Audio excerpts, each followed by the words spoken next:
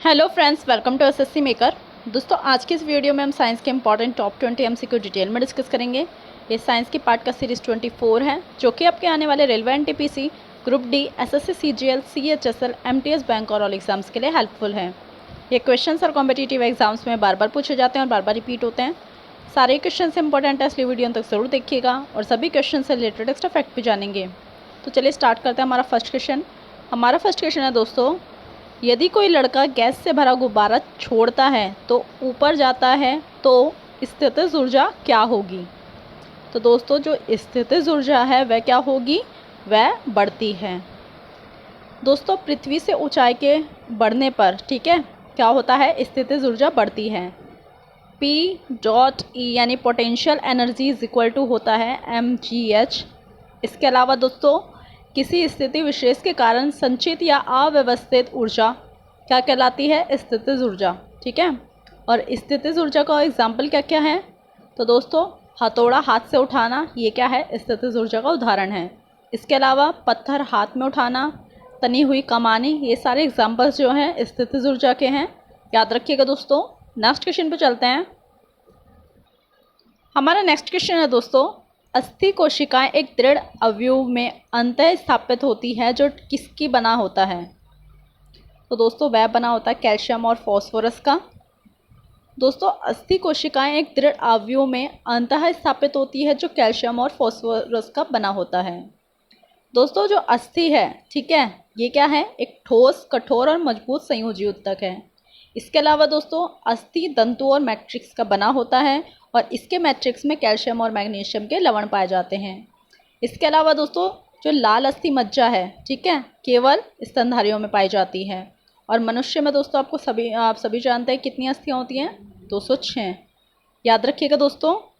और दोस्तों, ये वीडियो कैसा लगा बताइएगा ज़रूर। अगर आपको वीडियो अच्छा लगा है तो एसएससी मेकर को लाइक कीजिए, सब्सक्राइब करें एंड शेयर करना बिल्कुल ना भूलें। नेक्स्ट क्वेश्चन पर चलते हैं।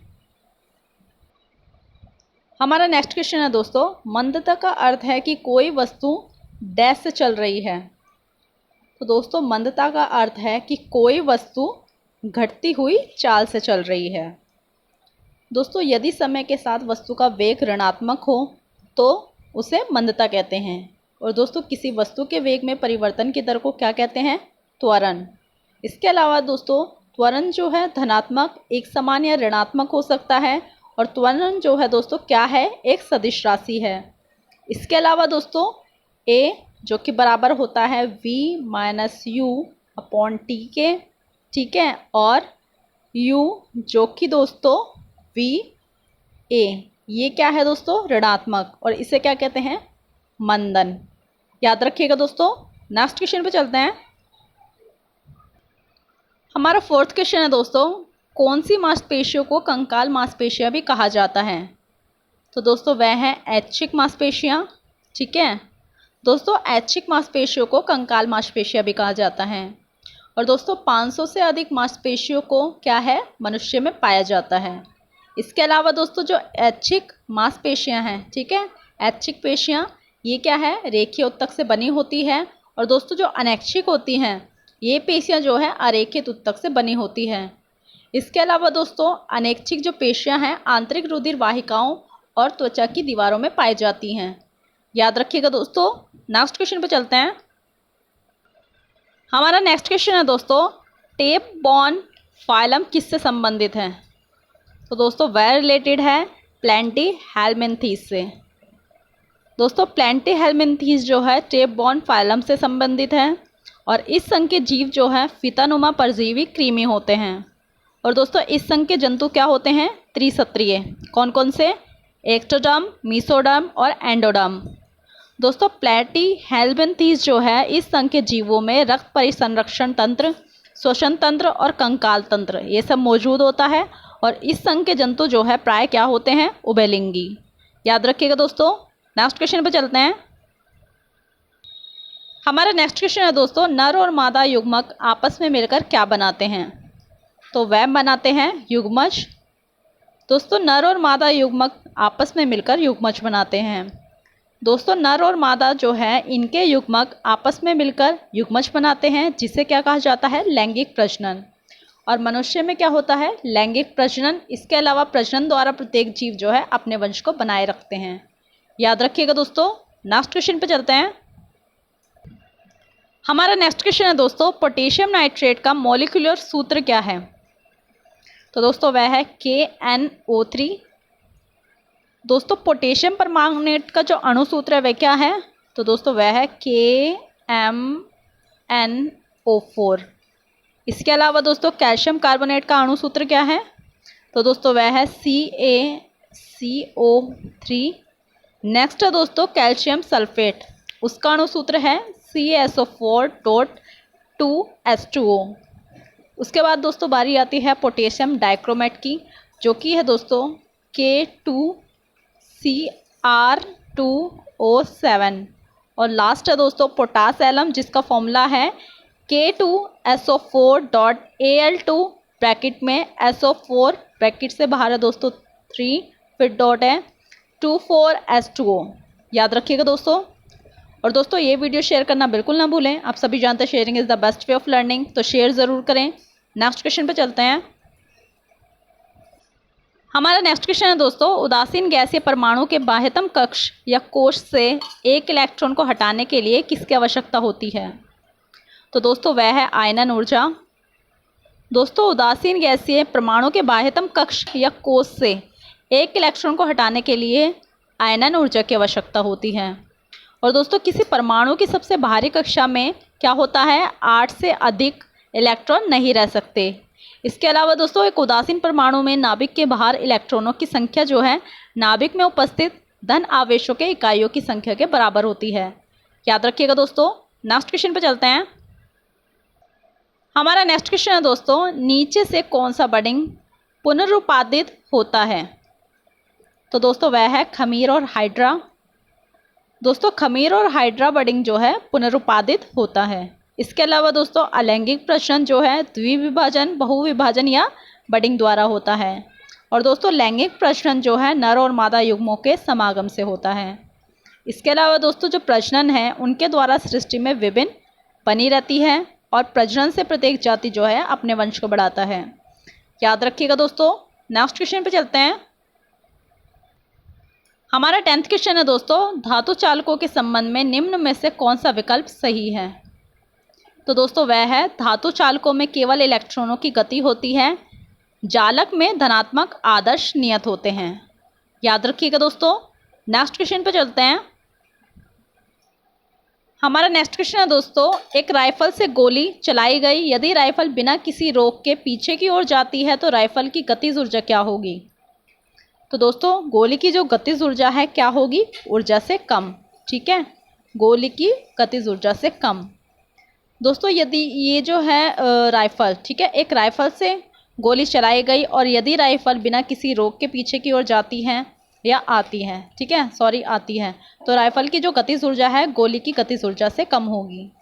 दोस्तों ये क्या है, संवेग संरक्षण के सिद्धांत पर आधारित है। इसके अलावा दोस्तों जिस वस्तु का द्रव्यमान अधिक उसका वेग कम और द्रव्यमान कम उसका वेग अधिक होगा। ठीक है, क्या होगा, जिस वस्तु का द्रव्यमान अधिक उसका वेग कम और द्रव्यमान कम तो उसका वेग अधिक होगा। इसके अलावा दोस्तों संवेग संरक्षण का जो सिद्धांत है वह बराबर होता है mu + mv = 0। और दोस्तों किसी वस्तु में उसकी गति के कारण कार्य करने की क्षमता आ जाती है तो उस वस्तु की क्या होती है, वह गतिज ऊर्जा। ठीक है, उस वस्तु की गतिज ऊर्जा कहते हैं। याद रखिएगा दोस्तों। नेक्स्ट क्वेश्चन पे चलते हैं। हमारा 12th क्वेश्चन है दोस्तों, निम्नलिखित में से कौन सा कथन गलत है, बताइए।